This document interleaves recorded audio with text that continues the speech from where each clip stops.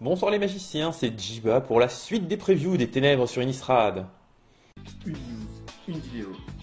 C'est les brèves avec Jiba. Observation constante, c'est un nouvel type d'enchantement. On en avait souvent qui faisait quelque chose comme plus un à toutes vos créatures. Celui-là donne plus un aux créatures non jetons que vous contrôlez. Et pour compenser le fait qu'il coûte 3 malgré tout, leur donne en plus la vigilance. Donc voilà, c'est pas incroyable. Généralement, l'avantage de ce genre d'enchantement, c'est que vous pouvez jouer des sorts qui font genre 2 jetons 1-1 pour 2 mana ou des choses comme ça et les booster très rapidement. Là, ça ne sera pas le cas, du coup, ce sera probablement un peu moins bien et probablement pas joué du coup. On continue avec la lame paroissiale paranoïaque, ça fait beaucoup de choses pour une lame. C'est une créature humain soldat et elle est 3-2 pour 3 et avec la délire, elle gagne +1/+0 et l'initiative tant qu'il y a au moins 4 cartes, donc 4 types de cartes parmi les cartes de votre cimetière. Pas incroyable en tant que tel pour le construire, mais plutôt correct pour le limiter, je pense.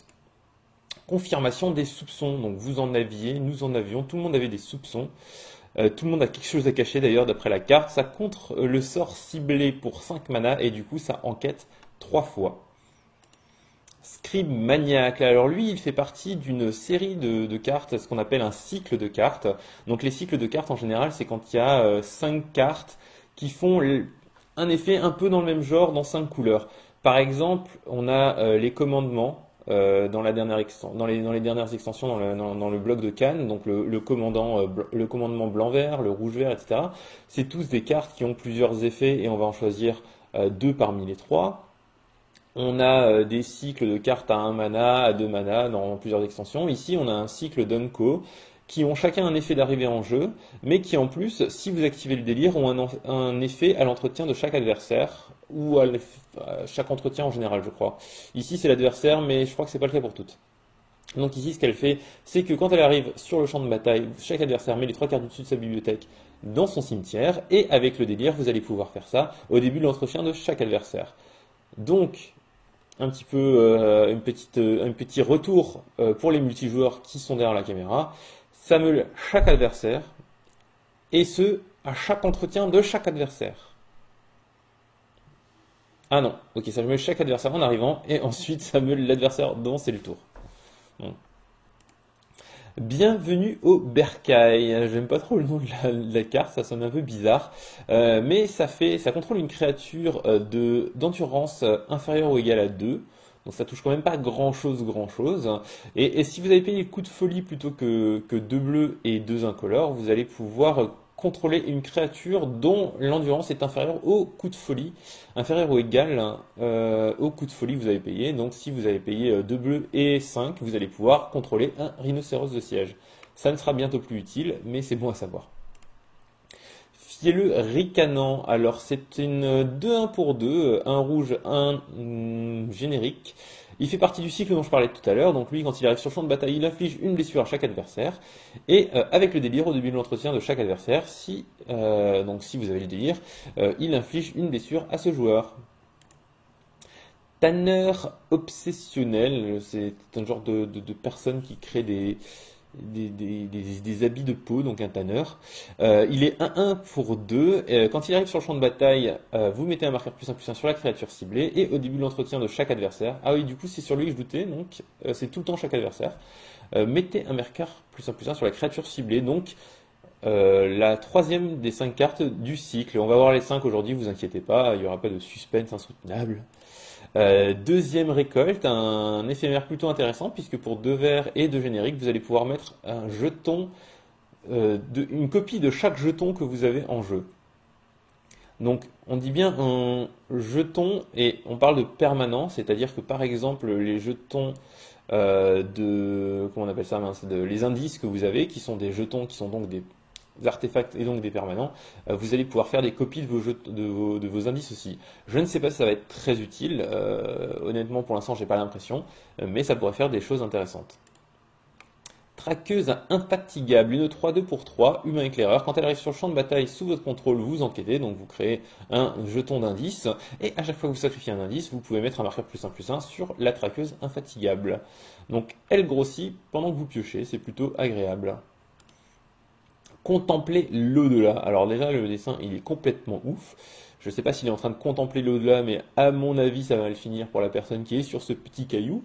Ça coûte 7 mana, c'est assez énorme. Par contre, ce que ça fait, c'est que ça va défausse de toute votre main. Et vous allez chercher 3 cartes, n'importe lesquelles, dans votre bibliothèque, et vous les mettez dans votre main.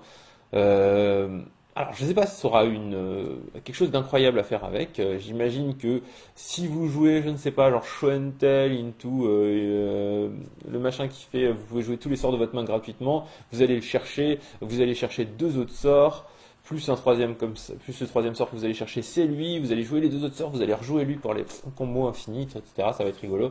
Je ne sais pas s'il y aura mieux à faire ou si c'est ce qu'il y a de mieux à faire avec cette carte. Mais en tout cas, c'est plutôt intéressant de chercher 3 cartes et n'importe lesquelles. Même si c'est très très cher quand même, hein. En dehors de certains jeux combos bizarres, ça devrait pas fonctionner. Visiteuse d'asile, une 3-1 pour seulement 2 mana. Et qu'est-ce qu'elle fait? C'est qu'au début de l'entretien de chaque joueur, si ce joueur n'a aucune carte en main, vous piochez une carte et vous perdez un point de vie. Donc, si à votre tour, vous l'avez en jeu et vous n'avez pas de carte en main, vous allez piocher et perdre un point de vie. Si pendant le tour de votre adversaire, il n'a pas de carte en main non plus, et bien vous allez piocher une deuxième carte et perdre un point de vie. C'est plutôt intéressant parce que vous allez pouvoir piocher beaucoup potentiellement, mais que contre les jeux qui n'auront déjà pas beaucoup de cartes en main. Donc c'est pas forcément incroyable non plus. Ça va vous obliger à vider votre main si vous voulez être sûr de piocher au moins pour vous. Et sinon, bah, c'est une 3-1 vampire pour 2 quoi. Elle a nativement un coup de folie de 2 également. On sent un petit peu qu'elle est faite pour jouer dans un jeu avec des sorts folies, quoi, avec des sorts de défausse. Je me défausse, je te défausse, on se défausse tous les deux, c'est la classe. Ben voilà. Vous avez déjà montré un indice, en voici un autre, visiblement il y aura plusieurs dessins d'indices. Celui-là c'est le 12 sur 18, je ne sais pas s'il y aura 18 indices, non, parce qu'on a vu d'autres jetons quand même, mais c'est en général classé par couleur, les artefacts étant à la fin, et je ne sais pas si lui étant le 12 sur 18, il y aura environ 6 indices, ou s'il y a d'autres choses qu'on nous a cachées ou auxquelles je ne pense pas encore. Messagère du village, on passe à la carte double phase de la journée. C'est une 1 pour 1 célérité, humain et loup-garou. Et donc, comme tous les loups-garous classiques, si quelqu'un n'a pas joué sort ce tour-ci, quand c'est le début de l'entretien de l'autre joueur, enfin au tour précédent, vous allez le retourner. Et de l'autre côté, elle est de 2 menaces, donc elle ne peut pas être débloquée excepté par 2 créatures ou plus. C'est un tour 1 pas incroyable, mais pas mauvais non plus. Faudra voir si on a envie de jouer mono rouge, si on a envie de jouer des humains ou des loups-garous, et ce qu'on va en faire si on essaye de mettre la pression ou non. Et voici le cycle de terrain qui a été révélé aujourd'hui, que je trouve plutôt sympathique.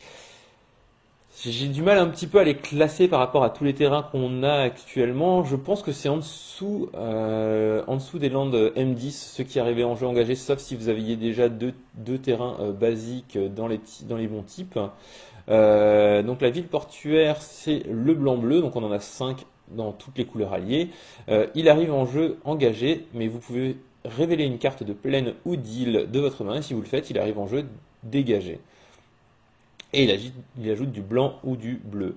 Alors il est plutôt correct avec tous les lands, ce qu'on appelle les tangolands actuellement, qui sont les terrains qu'on a en ce moment dans le standard, qui arrivent dégagés. Donc si vous avez déjà deux permanents, enfin deux terrains du bon type, puisque eux-mêmes ont leur propre type, deux terrains basiques, pardon.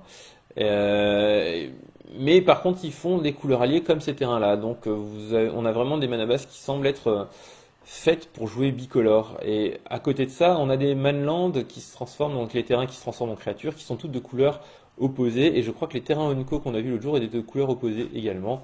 Donc on cherche à vous empêcher de continuer à jouer des G-Sky Black, des Mardu Green, des 4 couleurs rallye, des Grixis Splash machin. On va peut-être arrêter enfin le standard quintucolore, quoi. Donc voici les autres qui sont pas encore en français, mais qui font exactement la même chose. Donc je vous ai rajouté quand même et qui sont très très jolis. Notamment le bleu noir, je le trouve vraiment superbe. Le vert blanc également. Et voilà Game Trail, le rouge vert. Et c'est tout pour aujourd'hui. Donc je vous remets tous les endroits où vous pouvez me trouver. Le Twitch, le Facebook, le YouTube, le Twitter. Je fais des gestes de ouf, mais vous ne me voyez pas parce qu'il n'y a plus la caméra. Et le Tipeee, sachant que sur Twitter, si vous me suivez, vous aurez généralement sur les tournois auxquels je participe, en tout cas sur les grands prix au minimum, quand j'ai la 3G, des résultats de temps en temps pour dire où j'en suis, et des petites photos aussi, de temps en temps je poste des belles photos. Voilà, voilà, on se retrouve demain pour la suite.